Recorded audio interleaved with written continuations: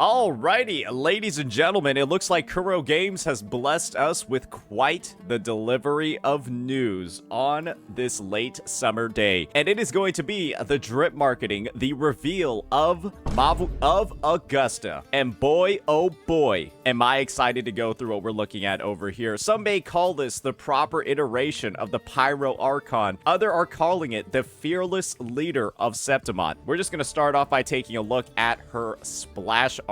Okay, so we got Post Lament, Anthropos, I don't even want to try to pronounce that, Stars Intertwined. All the sun touches is ours to fight for. Oh, she's kind of giving me like some Julius Caesar vibes over here. Clearly it's intended with the kind of like, you know, like the Roman legionnaire centurion looking aspect of her design. Archive. Augusta is the undefeated gladiator in the arena and a fearless leader with a will of iron. She is a mere mortal, but has reached heights of glory attempted by only a few, and her blade speaks her power loud and clear. All right, so a couple of things for us to talk about when it comes to this overall splash art. First things first, I love the aesthetic that they got going on over here. Kind of having like the very big sweeping architecture of Septimont in the background, and then having her, you know, kind of like front and center leading the charge, or, you know, I guess like having like a motivating speech to her troops. And you can see all the little grunts, all the little NPCs at the bottom over here. I think something that's really cool about what they're showing over here is the griffin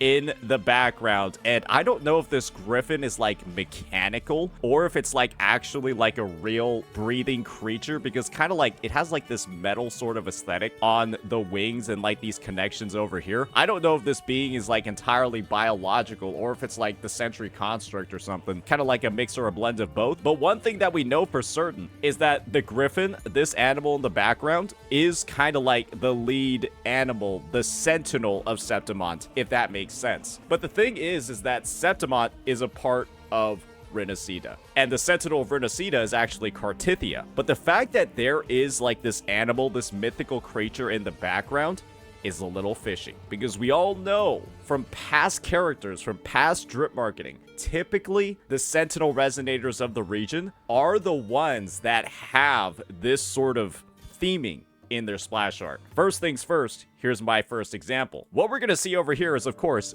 Jansi, the leader of Jinzhou, released in version 1.1, the Sentinel's Resonator for that region. And you can see over here, right, bit of a simpler splash art, but the biggest feature in the background is, of course, gonna be Jue, the Dragon Sentinel Resonator of that region, supporting who's in the forefront. Oh, a little bit interesting what's going on over here. Then we look at Cartithia's splash art, and what do you see? Both versions of Cartithia. You see Imperator over here, right? The little hippocampus horse thing. And then you see Imperator over here for real. So what I'm thinking is that Augusta should be of a similar level of plot relevance, a similar level of potentially even like power and like kit visual design that seems to come with these sort of characters, because these two are spectacles on the battlefield. You can kind of tell there's like a little bit more effort, a little bit more extra juice, some more cinematics put into their kit, moveset design, all of that compared to some other units. And so I'm just expecting,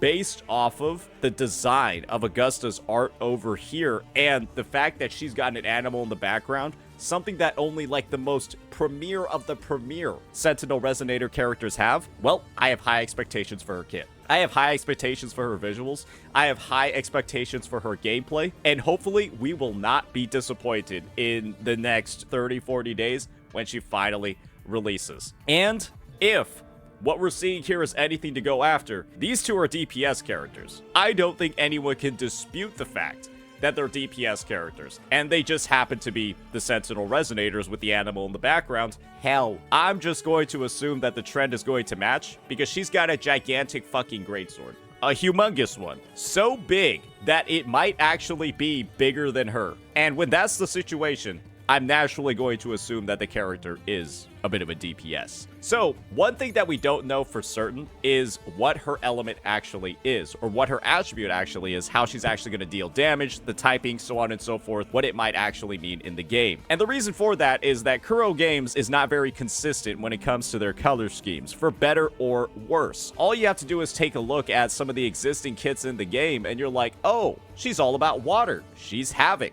she's blue, but she's air or arrow. And then you got probably one of my favorite examples, right? You got Brant over here who's purple, but he's fire. He has purple fire. And so to get some more clues on what is going on with her kit and her kit design, why don't we take a look at this part of the teaser? And this is going to be sort of like that follow-up video, kind of like in the mobile format that every character has. And pretty much bar none, this is where the attribute of the unit is usually always revealed. You can pretty much tell from the visual design, the visual effects in the background, what the truth is going to be on the matter. And of course, we can always read it. And I think, bit of a spoiler warning, I think the first sentence of this post pretty much gives us the rundown. When Augusta wields her blade, electric currents, the color of molten gold, burst out of her and set all nearby iron objects trembling and whining. So yeah, it's going to be red lightning. And think something like this, ladies and gentlemen. Dragon Lord Placidiax from Elden Ring. Y'all remember that guy? Y'all remember this dude from Elden Ring? That's what I'm thinking. This is literally what I am thinking just from reading that, and it would fit her color scheme incredibly well.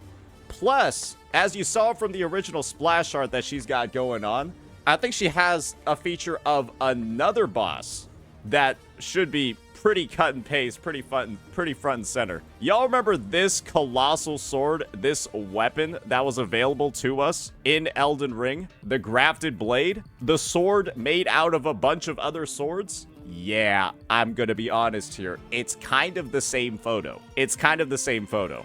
So her design, her aesthetics, they're very Elden Ring coded for me. And I'm glad that Kuro Games is taking inspiration from one of the best game franchises and releases that, you know, the past couple of decades they've ever seen. And so, yeah, a lot of great faithful callbacks to this entire franchise. I'm sure it's going to hit the nostalgia points for a lot of players. So that's a little bit of like the lore and reference breakdown. Let's keep going. She is a bright sun that emerges to drive away an endless night, erasing all fears and doubts that have been born in the darkness. Okay, so definitely comes off as like a leader, do-gooder, and of course, extremely powerful at the same time. So without further ado, let's watch this clip and let's just see the confirmation firsthand.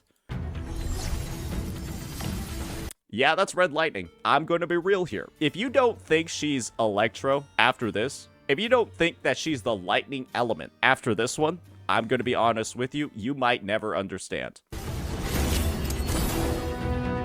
There we go. We even got the screech from the griffin. If this thing is not like a pivotal part of her kit and she doesn't have some sort of like sentinel move or sentinel action going on, this thing better dive bomb on my enemies when I use her liberation, or better dive bomb on them when I use like her forte circuit or something. It has to happen. Otherwise, it's like, why would you even put this dude in the splash art? Maybe she mounts the griffin and then like dives down on the enemies. That would be pretty damn sick. Wait, that would actually be crazy if she just like kind of like gets on top of the griffin, they fly up in the air and then like go like slash something. But yeah, this unit is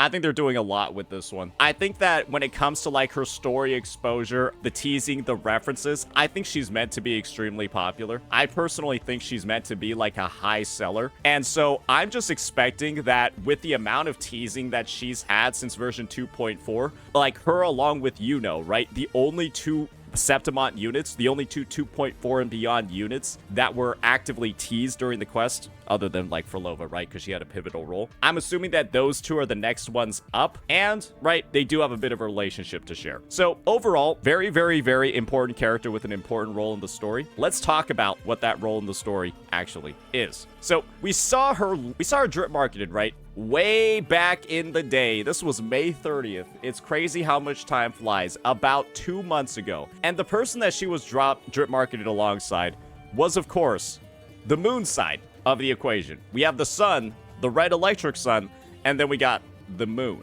And so we all know from the 2.4 story quest, assuming that you have played it by now, that the two of them, the moon and the sun, they do share a bit of a close relationship. From the perspective of they like rely on each other, they like listen to each other, that sort of stuff. Augusta immediately listens to what Yuno has to say. They're kind of like almost like a joint governmental team, it seems like, in Septimont, and immediately told Julia to go fuck herself.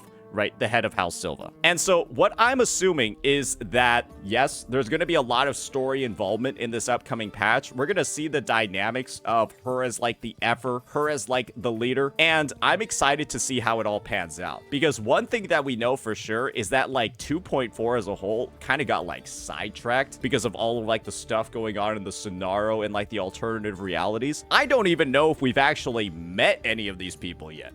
Or if like we've even had like an actual interaction with them, considering how much of 2.4 was actually like made up. So the characterization of these two moving forward is something to me that's going to be really important that everyone should keep top of mind. And when it comes to her actual role in game and her kit, I'm going to be real here. She's going to be an Electro unit. I assume that she's going to be a DPS. I don't know what her teams are going to be in game, to be honest.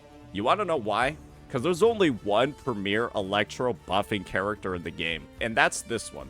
And so the situation kind of is, unless this unit also deals Electro and Resonance Liberation damage, I don't even think Yinlin is going to be close to the best in slot. And so there's a bit of like an interesting meta situation that ends up happening over here. Augusta, we're assuming she's going to be a DPS because she has a massive sword. And she's also the region's leader, and she has that Griffin thing in the background, right? Kind of like in theme with the other Sentinel Resonators. I don't know if she's going to have an actual team, because I don't think that Kuro Games is going to go ahead and directly power creep another limited character, because for her to be Yinlin's new best in slot and actually make use of all these outro skill buffs that Yinlin has as the only Electro buffer, she would need to completely power creep or be the exact same damage type as Zhang Li Yao.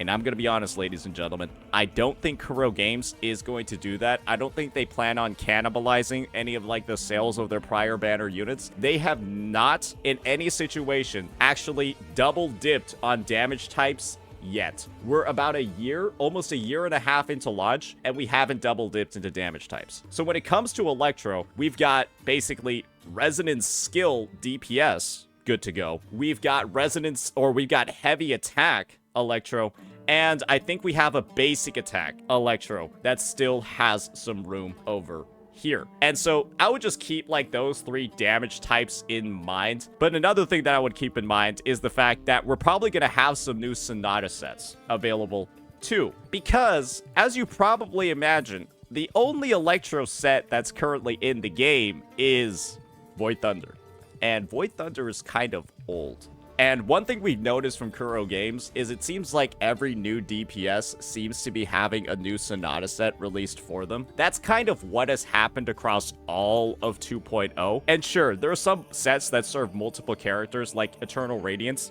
Midnight Veil, or Empyrene Anthem. I don't necessarily know if Kuro Games feels like making her work on Tide-Breaking Courage. Perhaps they'll do that and she'll be an ER-focused unit. That's something that might happen. But I'm more so along the lines of, I think this is kind of like a brand exclusive thing, and I don't think I don't think they plan on sharing it with too many other units because of how, right, absurd the design kind of like is over here with that 250% ER. It's a bit of a specific stat build. So I would expect a new Sonata set to come out for her, assuming that she is a DPS. And like when it comes to farming, all of that, I wouldn't worry about it too much for now. I would kind of just wait for the version 2.6 live stream, all the details over there, so you can kind of get down to like the nitty gritty of it. So yeah, there's not too much that we can think about for her meta-wise, other than she's probably not going to launch with her best in slot team. But that also means I'm a little bit concerned about what her performance is going to look like on release. This might mean that she has some sort of unique mechanic in her kit, though, that allows her to interact with teammates that maybe aren't the same attribute as her. Because one unit that kind of like comes to mind that filled that sort of niche is actually Jancy, where Jancy actually hates having Spectro units with her, and she gains her biggest bonuses of all by actually having coordinated attacks of different attributes working alongside her. And so maybe Augusta's gonna have some sort of similar synergy, so that she doesn't launch and kind of like isn't as viable as others.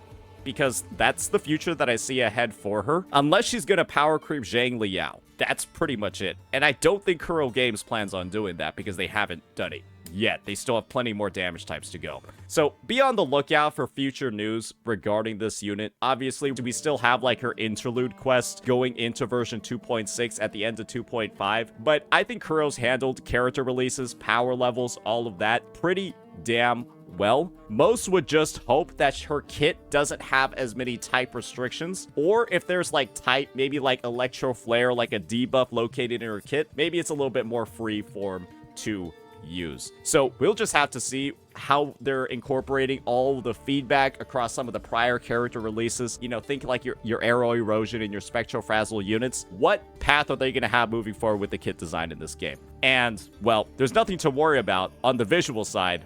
We'll just have to see where the discussion goes when it comes to the gameplay side. So yeah, that'll be that, ladies and gentlemen. Hopefully this overview, this breakdown, all of this theory crafting, or honestly just speculation on what she's going to do was helpful. We'll be on the lookout for the next character that's going to be drip marketed. Like I said, Sun and Moon go together because opposites do actually attract. My money's on her. Otherwise, it's just, there was no point in making a Sun and Moon unit if they're not going to be fucking released together in the same patch, and then also be butt buddies in the story. So yeah, that'll be that. We'll be on the lookout. We'll be up to date. I'll see you all next time. Let me know what you all think. Peace.